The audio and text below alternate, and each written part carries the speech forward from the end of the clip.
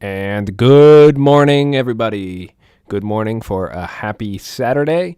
It is January 8th, 2022. Welcome, I am Mike with Obviously Outdoorsmen, and thank you for tuning in to episode number 2 of the Daily FLTs, or First Light Talk. I like to start off these FLT talks with a current trending outdoor topic or article that I have found. And yesterday I came across an article that Utah has banned trail cameras to pursue big game animals. And they argue that technology is making it easier to find and kill big game animals. Well, on the first aspect, technology is making every aspect of our daily lives easier. But let's keep reading. They quote, "It's not a fair hunt any longer, so we have a responsibility to ourselves as sportsmen that take care of the wildlife to make sure we're being ethical in things that we do. At some point, we as hunters have to look in the mirror and ask, what can we do to help our critters?"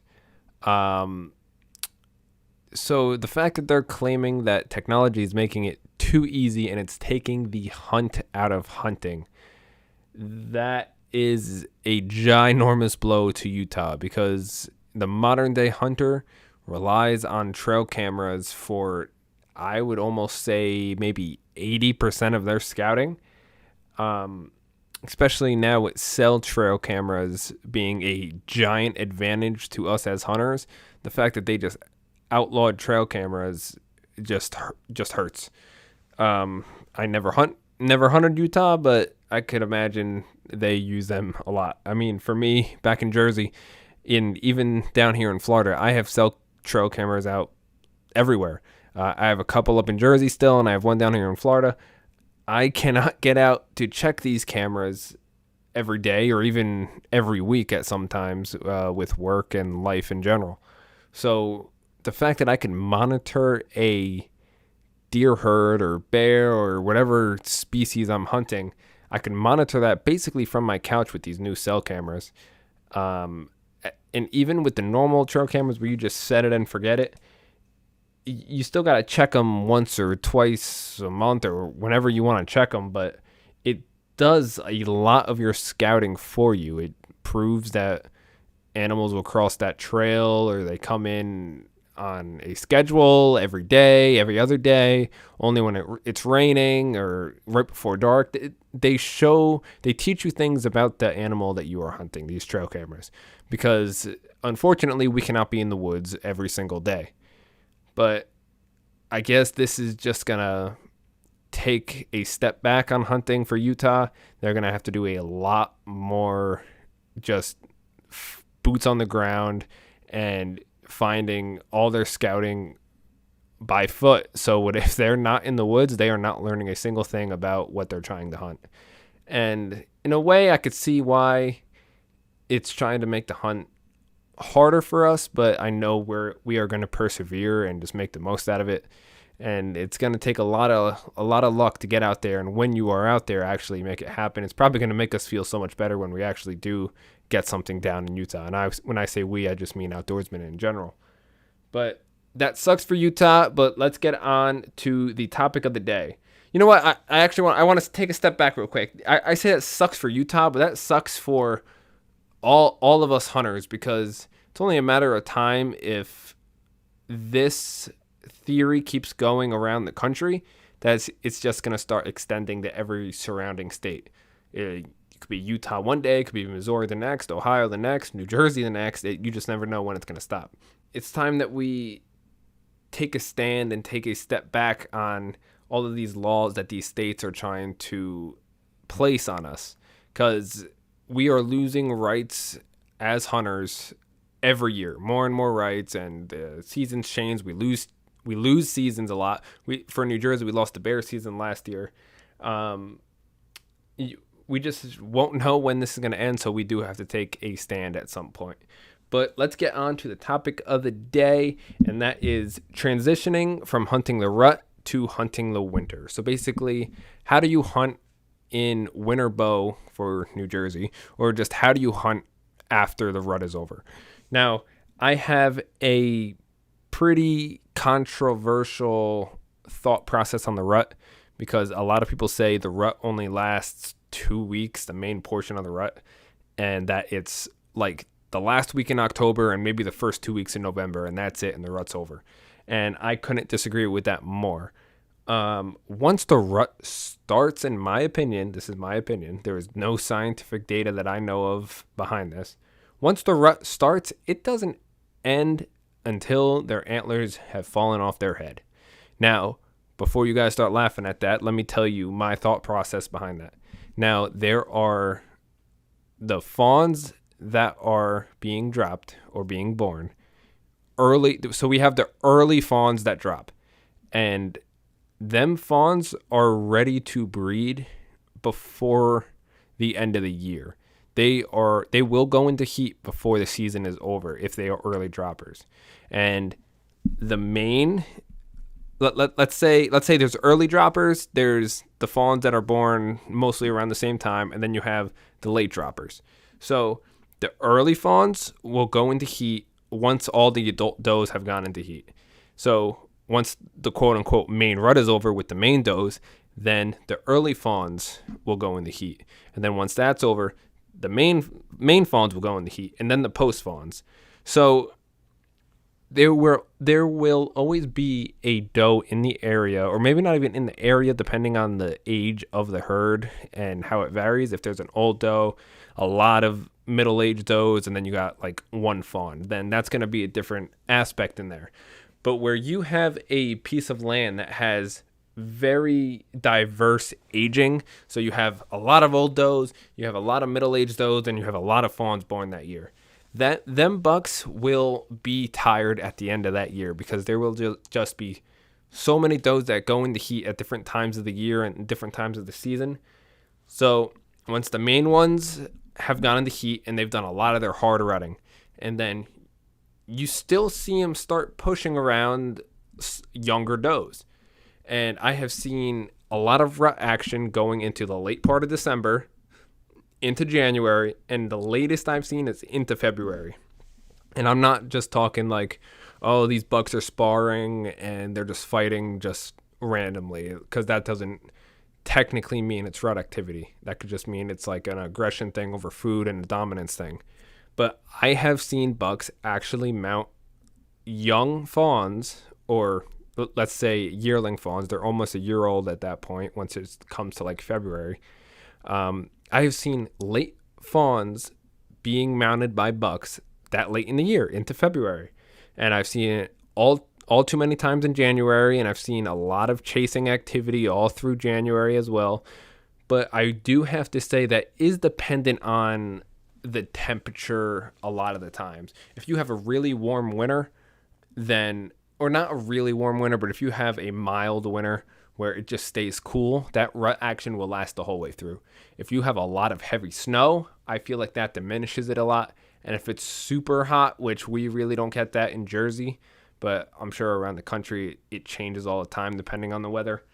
All this theory is based out of New Jersey, by the way. I have hunted New Jersey for the better part of 10 years now, and I have seen a lot, I've heard a lot, and this is just my theory on that. So that is why I will always carry a grunt call and a set of rattling antlers into the woods, no matter what time of year it is, whether it's September 1st or the first week of opening day in September, or if it's February 10th, because for New Jersey, some zones, they last through the second week of February. You will never know if you see a random hot doe, which is a fawn, getting chased by the biggest buck you've ever seen, and you've left your grunt call and rattle antlers at home because you think it's February and it's just no longer the rut. But the main thing, now if we want to get off of that topic, which is how the rut lasts throughout the whole year and into February, let's go on to the main meat of this section, where most of the time, depending on the temperature again, you want to hunt from their bedding to their food sources once it hits like mid-December. There will be rutting activity. That's why you carry your grunt call and your rattle antlers with you. but you mainly want to hunt between their bedding and their feeding areas. And a lot of people from New Jersey, they just hunt their feeding areas because they make their own feeding area with a corn pile or a mineral block or however they use to bait their deer in, because you're allowed to bait in New Jersey. And that is a giant advantage for you hunters. If you don't utilize that and you want to get the most deer you could possibly see in winter bow, I highly suggest baiting if you are allowed to bait in your state. Because once it hits winter, after they're done chasing does all throughout the fall and maybe into the early part of the winter, they are just focused on regaining all of their health back, because they just ran themselves rampant. They ran themselves dry. A lot of times they won't eat or drink anything for days at a time. They probably just stop to get a drink, but they really won't eat when there's a bunch of hot does around. And it's recorded that the farthest whitetail deer that has traveled during the rut is about 200 miles. And that's insane to me, because of where I hunt and where I live. We don't have that kind of land around us. So it is based off of how much land they live in. So if they only live in a 1 acre lot, they're obviously not going to go 200 miles. But they could leave that 1 acre lot and go a couple acres over, cross a couple streets, through a couple yards, and then they're like 2 miles away. It is, on average, a whitetail buck will travel between 1 and 10 miles during the rut. And if they find where they are later in the rut better than where they started, they will most likely winter in that area. But a lot of times, if you have deer that are consistent during the summer, that is not the same area that big buck will hang out during the fall. The food changes and the woods change. So once they're out of their summer pattern, they go into their fall routine. I don't say there's a fall pattern, because there really is so much less of a pattern between the fall season and then summer and winter, because summer and winter are more relatable than the fall pattern. They are starting to gear up for the rut. They are starting to change up from the hotness of the summer, and then they want to start feeding on the acorn, then they want to start moving once the cool weather starts hitting. So I will relate winter to summer and leave fall out of the equation, because once it goes from bucks being solitude and they're trying to mate everything that moves and just trying to be the dominant buck, they go back into their winter bachelor groups. So you will find a group of bucks that are together again once it starts hitting that winter month. And I'm not too sure the science behind that, whether it's a protective herd thing or strength by numbers. I have heard one story about this. I don't know if it was an article, where I heard it or read it, but this relates to this because because there's two theories on why white-tailed deer or just bucks that have antlers shed their antlers in general. One, and they might be a correlated thing, that they might go hand in hand with each other, because the more proven one is that after the rut, their testosterone drops and their antlers fall off. That is the simple version of that. But I've heard a story that they drop their antlers after the rut because the predators know that the bucks are generally more tired in that time of year. So they will shed their antlers to make themselves look like does. That way, if like a wolf pack runs up on them, that they're not just going to single out and target the buck that has just worn himself down throughout the fall months. Now, do I believe that? That does sound pretty factual and it can make sense, but it probably goes hands in hand with testosterone dropping, and then somehow nature made them look like a doe by dropping their antlers. And it kind of makes sense when you think about it that way. It kind of ties back into it. That could be why bucks get back together during the winter months, whether it's a strength and number things or if it's a keep warm thing. It's just Mother Nature trying to keep every species alive and thrive. But that's why I compare winter to summer more. They are more predictable. If you have a deer on camera or a buck on camera that's coming in consistently, it could be 4 p.m. every single night, every other night, only when it's overcast, versus the fall where you might get one picture in October and then he disappears until it's winter bow again, or he disappears until next year during the next summer pattern.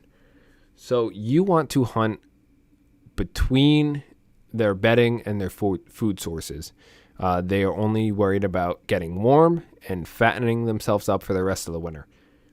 So if you find a hillside that is obviously getting beaten by sun throughout the morning hours into noon, I guarantee you somewhere on that hill or that side hill or that knoll, there will be deer bedded down. It might not be your buck. He might be on a different hill bedded down, but there probably will be deer bedded down.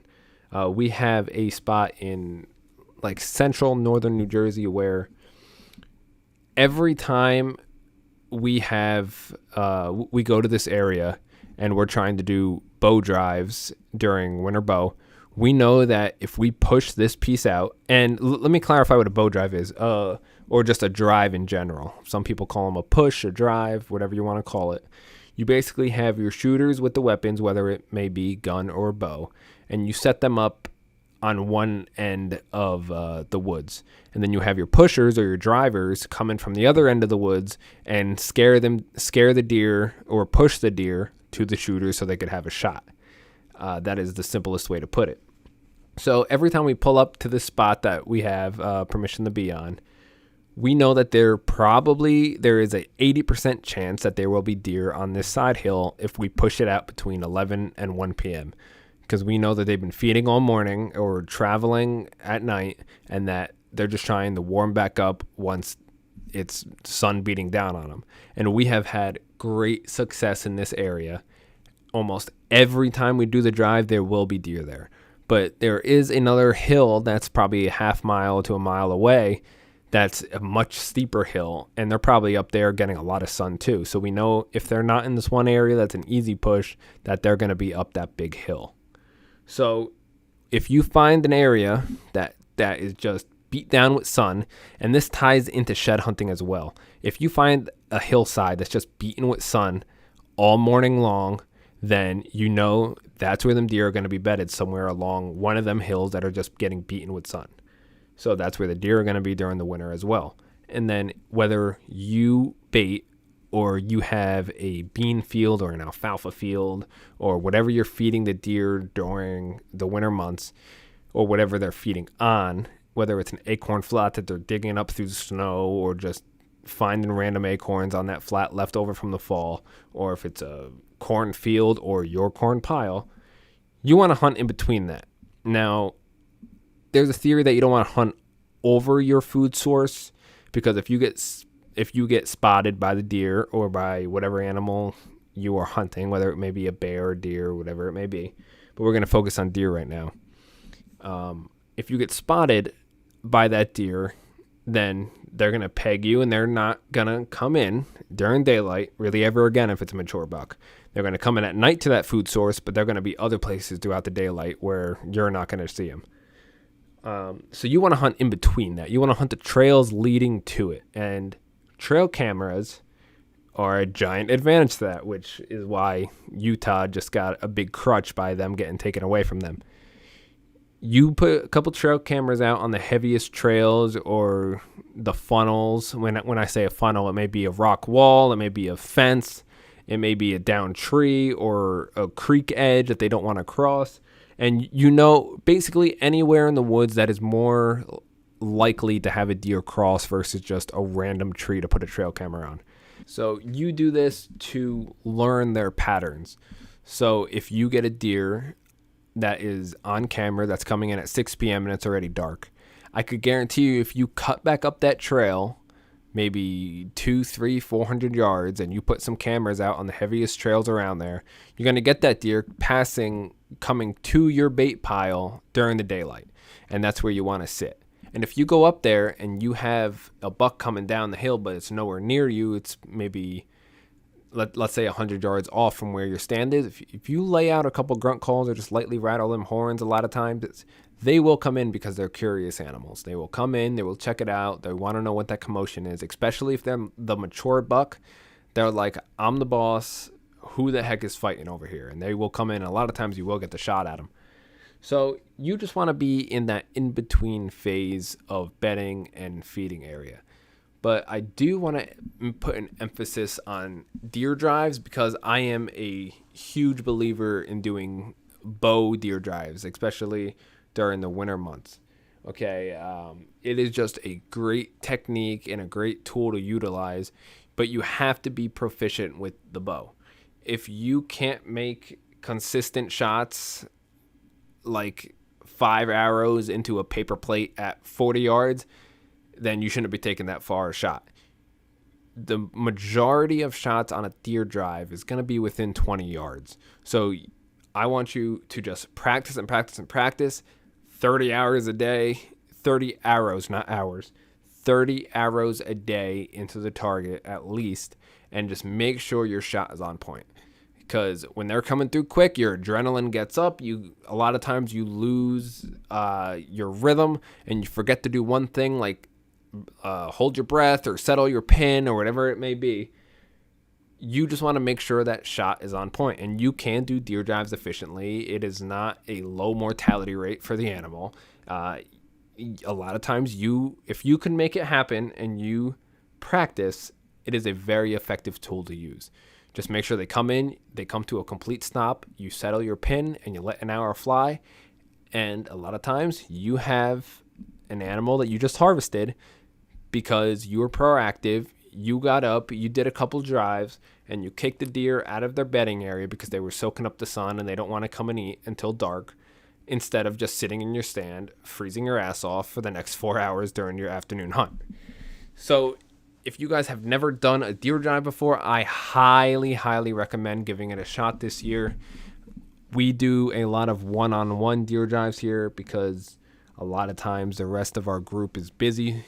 It is obviously more effective if you have like 2 drivers versus 1 driver to 1 pusher. If you have 2 drivers to 2 sitters, then obviously you have a better chance of someone getting a deer down.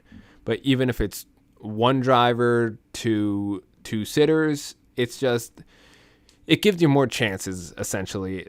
So give it a shot this year. Do a deer drive. If you have any questions, leave a comment if you are listening to this on YouTube, and reach out to us via email if you have a question about deer drives or whatever else. Our email is still ultimatenjoutdoorsman@gmail.com. We have just recently switched our name from Ultimate NJ Outdoorsman to obviously Outdoorsman because we didn't want to be confined to one specific state, especially with me living down in Florida, Rob living up in New Jersey, everyone else is living up in New Jersey right now, and we travel to New York, Maine, PA a lot. So just being Ultimate NJ Outdoorsman is kind of not effective at this point. So that is it. And just one more thing, guys. If you guys are tuning in to tomorrow's FLT podcast, the morning podcast, if you guys are listening to this in the afternoon, the FLT series will be every morning before 7 a.m. So the people that are the early bird gets the wormers, you guys can listen to this to start your day. Tomorrow's topic is going to be that outdoorsmen have no off season. And I'm not even going to dive into that at all. That will all consist in tomorrow's FLT talk. Thank you guys for listening. This was a shorter FLT talk, but I hope you guys learned a little something new. The main thing to take away from this, if you're going to hunt winter bow and it's been a hard winter, sit in between their bedding and their main feeding areas, and you're going to have a lot more success. And if you guys have ability to drop trail cameras in your state, and if you could afford having trail cameras, especially cell cams, leave them out in the woods as much as possible. And if you could do a lot of your homework from the couch or from work or from your bed to where you're not leaving your scent in the woods, disturbing the deer and kicking them out of the area, then definitely do that. You can pattern them from your bed, from your couch, from your car, and you don't even have to spook the deer whatsoever. You gain a bit of knowledge without even stepping a foot in the woods when all you have to do is go on your trail camera. All right, guys, thank you guys for listening. Enjoy the rest of your Saturday. Make it a great day. Hit the damn gym if you haven't done it yet. Stop being lazy and make time. A great friend once told me, you don't have time to go to the gym? No. Well, do you have time to sit down and watch Netflix?